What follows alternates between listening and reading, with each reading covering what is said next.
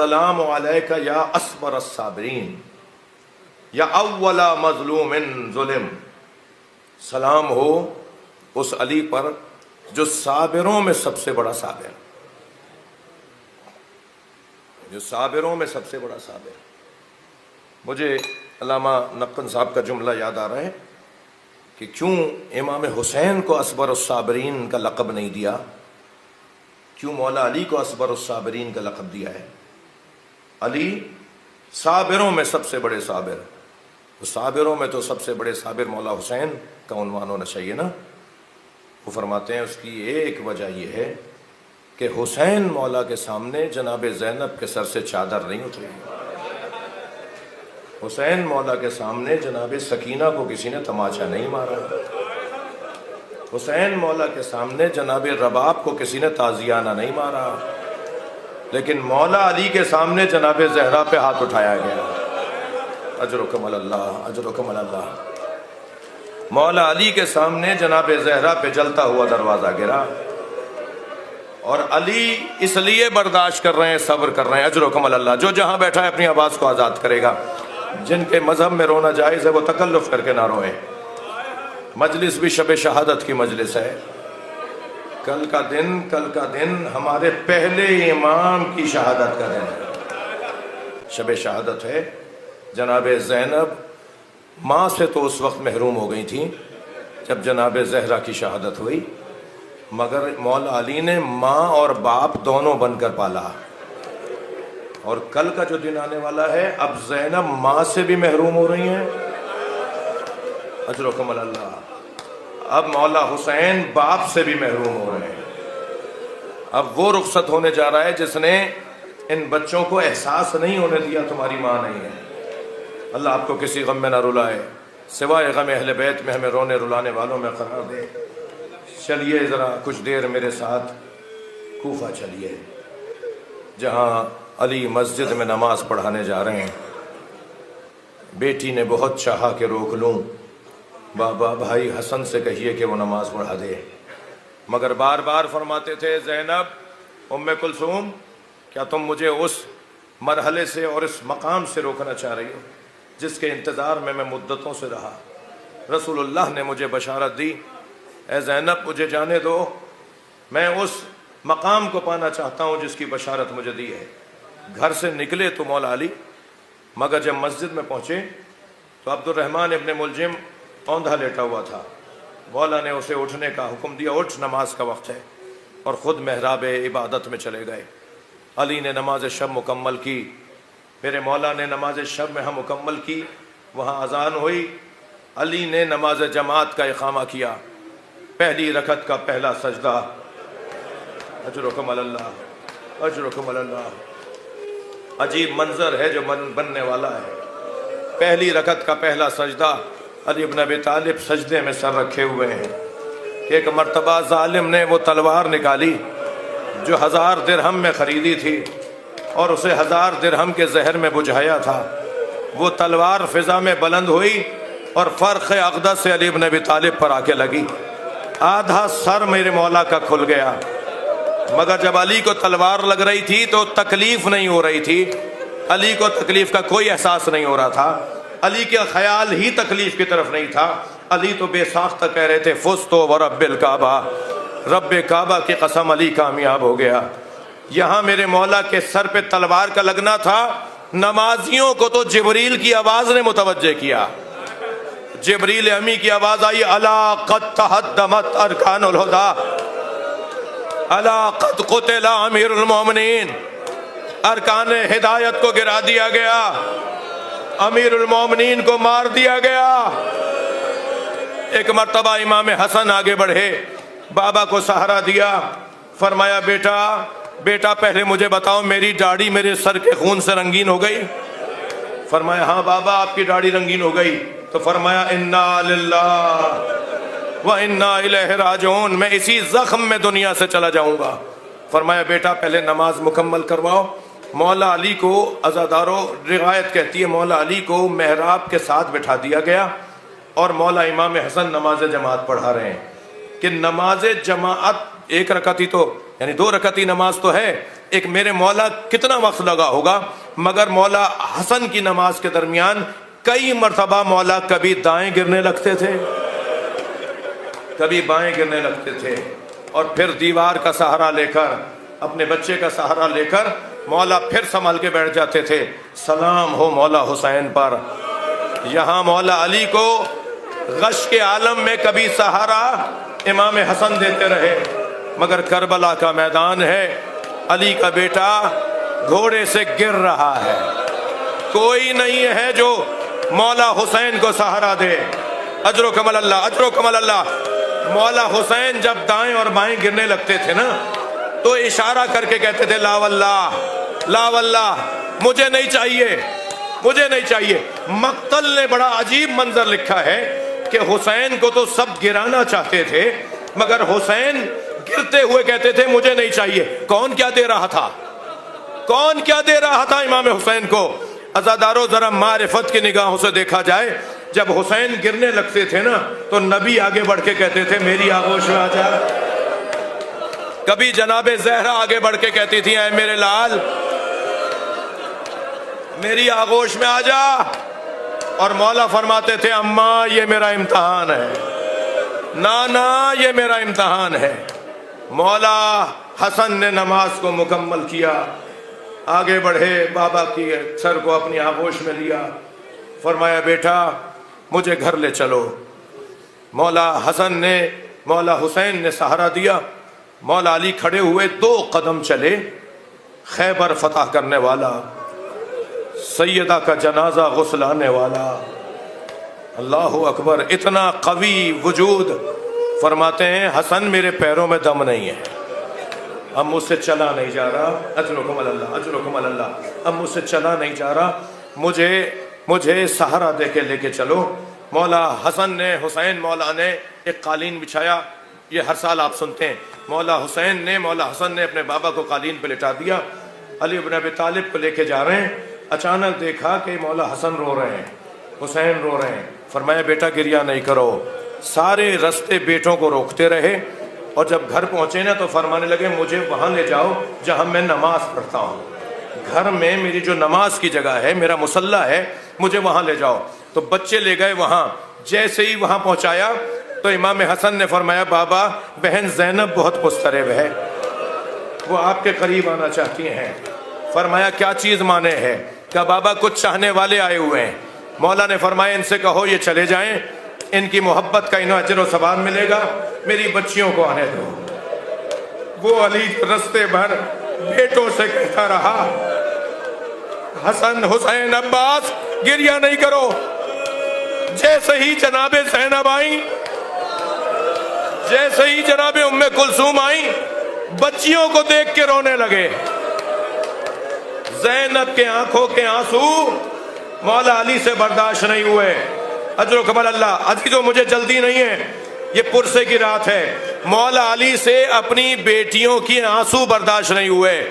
میں کہوں گا مولا آج زینب کے چہرے پہ گرتا ہوا آنسو، آج بی بی کے رخساروں سے بہتا ہوا آنسو آپ کو برداشت نہیں ہوا، کاش کربلا میں عاشور کے دن ہوتے، جب زینب کی فریاد بلند ہو رہی تھی کوئی ہے جو میرے ماں جائے کو بچائے۔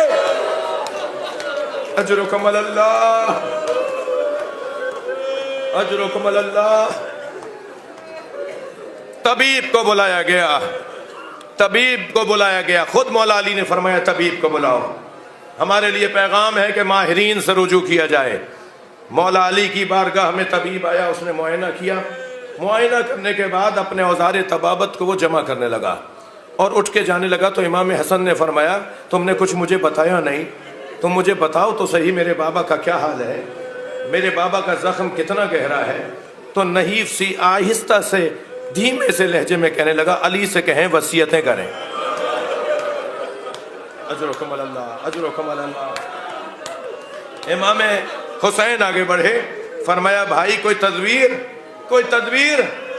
کہا تدبیر صرف اتنی ہے کہ اگر علی کو دودھ پلایا جائے تو دودھ سے اس زہر کا اثر کٹے گا، اور علی کی وجود میں، علی کے بدن میں جو زہر سرایت کر گیا ہے اس کا اثر ذرا دور ہو جائے گا، علی زیادہ سے زیادہ زندہ رہ پائیں گے۔ عزادارو یہ خبر ابھی پھیلی نہیں تھی کہ دروازے پہ دستک ہوئی. ایک کنیز دروازے پر گئی، روتی ہوئی واپس آئی. امام حسن سے فرمایا آپ ذرا دروازے پر آ کر دیکھیے. اب امام حسن نے آ کر کیا دیکھا؟ کوفے کے یتیم بچے اپنے ہاتھوں میں کوزے لیے کھڑے ہیں، اپنے حصے کا دودھ لے کر آئے ہیں. ہمارے مولا کو ہمارے حصے کا دودھ پلا دیا جائے. اجرکم اللہ، حق ہے بلند آواز سے گریہ کرنا. علی ابن ابی طالب، یہ جو کل دن آنے والا ہے، اس دن مولا کی شہادت ہوئی ہے. بظاہر چاشت کے وقت میں شہادت ہوئی ہے، جسے ہم 9 اور 10 بجے کا ٹائم کہتے ہیں. بظاہر چاشت کا وقت ہے جو مولا کائنات کی شہادت ہوئی ہے. یہ جو ایک دن پہلے والا روزہ ہے، جو آج کا روزہ ہے، فرمایا بیٹا حسن آج کا روزہ میرے سارے بچے میرے سامنے کھولیں، آج کی افطاری میرے سامنے سب بیٹھ کے کریں. اب بیٹیاں ہیں، داماد ہیں، نواسے نواسیاں ہیں، بہویں ہیں، پوتا پوتیاں ہیں، بیٹے ہیں.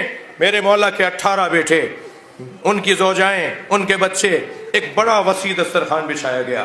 علی بستر شہادت پر ہیں کہ جب دسترخوان لگ گیا، کھانا سب نے کھانا شروع کیا تو فرمایا حسن بیٹا مجھے بٹھاؤ، میں بیٹھنا چاہتا ہوں. میرے مولا حسن نے بابا کو سہارا دیا، اٹھا کے لیٹے ہوئے کو بٹھایا. جب بیٹھ گئے تو فرمانے لگے میرے سامنے کھانا اور پانی لاؤ. مولا کے سامنے کھانا نہیں لے رہے، پانی نہیں لے رہے، کیفیت ہی کچھ اور ہے. کھانا اور پانی رکھ دیا گیا. جب کھانا اور پانی کو آنکھوں سے دیکھ لیا نا تو فرمایا حسین کہاں ہے؟ تو برابر سے آواز آئی بابا میں آپ کے ساتھ بیٹھا، بابا میں آپ کے ساتھ بیٹھا ہوں. تو اپنے ہاتھ سے لقمہ بنایا، حسین کے منہ میں دیا، اپنے ہاتھ سے پانی کا کوزہ لیا اور حسین مولا کو پانی پلایا. اور ایک جملہ کہا تمہاری ماں نے مجھ سے وعدہ لیا تھا، تمہاری ماں نے مجھ سے وعدہ لیا تھا میرے حسین کے کھانے اور پانی کا خیال رکھو گے. اے میرے بچے آخری مرتبہ میرے ہاتھ سے کھا لو.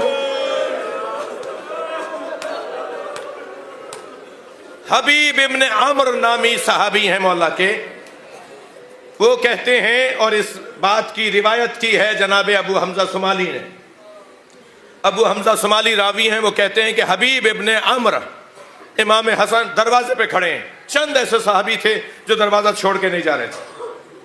جب سے ضربت لگی اور جب تک علی زندہ رہے، کچھ ایسے صحابی تھے جو دروازہ چھوڑ کر نہیں گئے، اپنے گھر گئے نہیں، باہر بیٹھے رہے.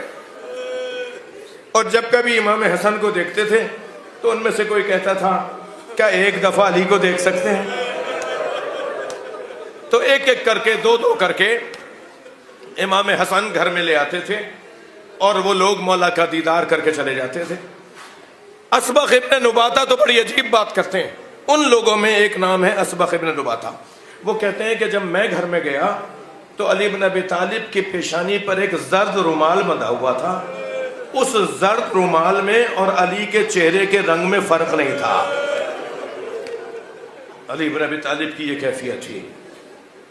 جناب ساسا ابن سوہان تو کہتے ہیں کہ جب میں گیا تو میرے بیٹھنے پر علی نے آنکھ کھول دی تو مجھے بڑی خوشی ہوئی. مجھے اچھا لگا کہ میری قسمت ایسی کہ مجھے علی دیکھ رہے ہیں. تو میں نے مولا سے کہا مولا کچھ سوال کروں؟ اللہ اکبر. علی ایسا علم دوست، علم کو عام کرنے والا کہ اس کیفیت میں بھی علی کے دوست جانتے ہیں کہ علی مولا کی سب سے زیادہ اچھی کیفیت اگر ہوگی تو وہ علم کا سوال کرنے میں ہوگی. یعنی علی سے پوچھیں گے تو علی کی طبیعت بہتر ہوگی. فرمایا خففوا سوالکم، اپنے سوالات کو ذرا مختصر رکھنا، کم سوال کرنا، مگر تمہیں سوال کرنے کی اجازت ہے. ساسا ابن سوہان کہتے ہیں میں نے علی بن ابی طالب سے 6 سوال کیے اور ہر سوال کا علی نے جواب دیا. ایسے ہی حبیب ابن عمر کہتے ہیں کہ جب میں اندر گیا تو علی کی کیفیت ایسی تھی کہ لگ رہا تھا کہ ابھی کچھ ہی دیر کے بعد علی سے ہم جدا ہو جائیں گے۔ تو اسی اسنا میں کسی نے جب یہ کہا کہ علی کے بدن سے روح پرواز کر رہی ہے، تو پردے کے پیچھے سے بیویوں کے رونے کی آواز آ گئی۔ جب بیویوں کے رونے کی آواز آئی تو مجھ سے بھی نہیں رہا گیا، میری آنکھوں میں بھی آنسو تھے، میں بھی رو رہا تھا۔ تو اچانک علی نے آنکھیں کھولی اور فرمایا تم جو دیکھ رہے ہو، میں جو دیکھ رہا ہوں وہ تم نہیں دیکھ رہے۔ تو میں نے فوراً موقع پاتے ہوئے کہا مولا آپ کیا دیکھ رہے ہیں؟ کہ میں دیکھ رہا ہوں آسمان سے فرشتے اتر رہے ہیں، آسمان سے فرشتے اتر رہے ہیں اور انبیاء اور مرسلین صف باندھے کھڑے ہیں، اور ہر نبی کہتا ہے کہ ہم علی کے استقبال کو آئے، اور تم نہیں دیکھ رہے۔ میری ایک جانب رسول اللہ بیٹھے ہیں، میرے دوسرے جانب فاطمہ زہرا بیٹھی ہیں، اور یہ دونوں مجھے لینے کے لیے آئے ہیں۔ حبیب ابن عمر کہتے ہیں یہ سن کر میں اٹھا اور باہر نکلا، ابھی باہر نکلا تھا کہ رونے کی آوازیں بلند ہو گئیں، اور جب رونے کی آوازیں بلند ہوئیں تو ہم سب دروازے کے قریب آ گئے۔ تو حسن مجتبیٰ دروازے پر آئے اور ہمیں دیکھ کر کہا انا للہ و انا الیہ راجعون۔ مجلس ہو گئی عزیزانو، مگر میں کیا کروں کہ میری اور آپ کی زندگی میں یہ مجلس سال میں ایک مرتبہ آتی ہے۔ ہم مجلسیں تو بہت پڑھتے اور سنتے ہیں، مگر یہ مجلس ہر سال ایک دفعہ آتی ہے۔ اب مجھے نہیں پتا کہ آئندہ سال میری قسمت میں یہ مجلس ہے یا نہیں ہے، کیا معلوم یہ آنے جانے والا سانس پلٹ کر واپس نہ آئے۔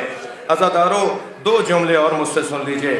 علی مولا کو غسل دیا گیا، غسل دینے والے امام حسن مجتبیٰ، امام حسین عباس علمدار، مولا کو غسل دیا، بہنوں کو بلا کر کہا آؤ بابا سے رخصت ہو لو۔ ساری بہنوں نے، ساری بیٹیوں نے مولا علی سے رخصت لی۔ جنازہ رات کی تاریکی میں اٹھا، میرے مولا کا جنازہ، علی بن ابی طالب کا جنازہ آگے سے خود اٹھ رہا تھا، عقب سے حسنین اٹھا رہے تھے۔ جنازہ خود بخود چل رہا تھا، اور چلتے چلتے ایک جانب جنازہ جھکنے لگا تو حسنین نے جنازہ بھی اتار دیا۔ جنازہ جہاں رکھا گیا اس کے برابر میں مولا حسن نے خاک ہٹانا شروع کی تو ایک پتھر نظر آیا، اس پتھر کو ہٹایا تو قبر بنی ہوئی نظر آئی، اور اس قبر کے اندر ایک پتھر پہ لکھا ہوا تھا یہ آخری نبی کے وصی علی کی قبر ہے جسے آدم نے اپنے ہاتھوں سے بنایا ہے۔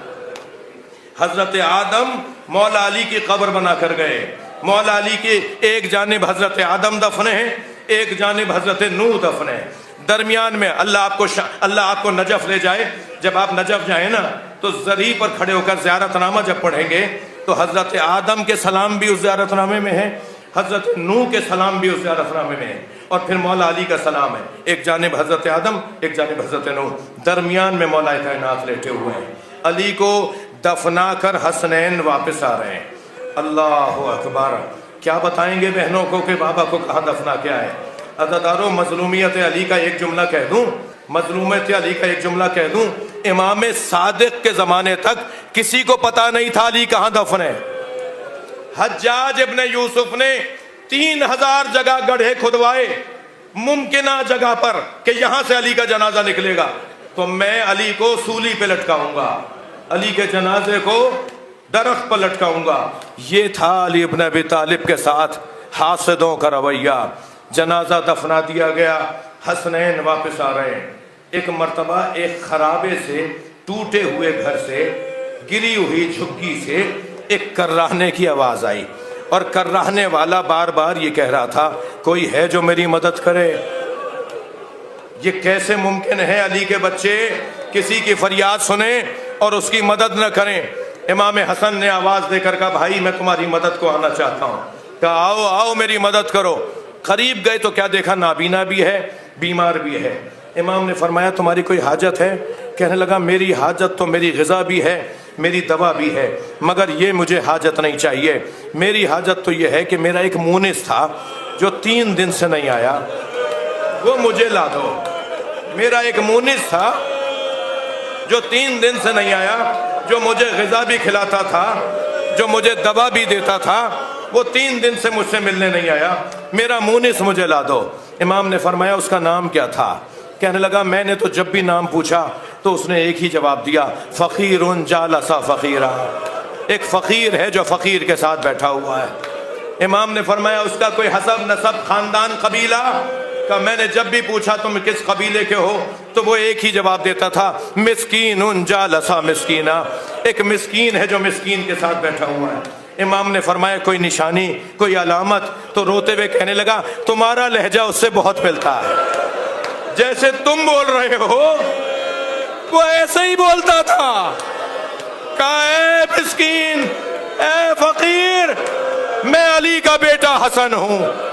وہ فقیر جو تیری بارگاہ میں آتا تھا وہ علی تھا، ہم علی سے محروم ہو گئے، علی ہمیں چھوڑ گئے۔ الا لعنت اللہ علی القوم الظالمین۔ یا حسین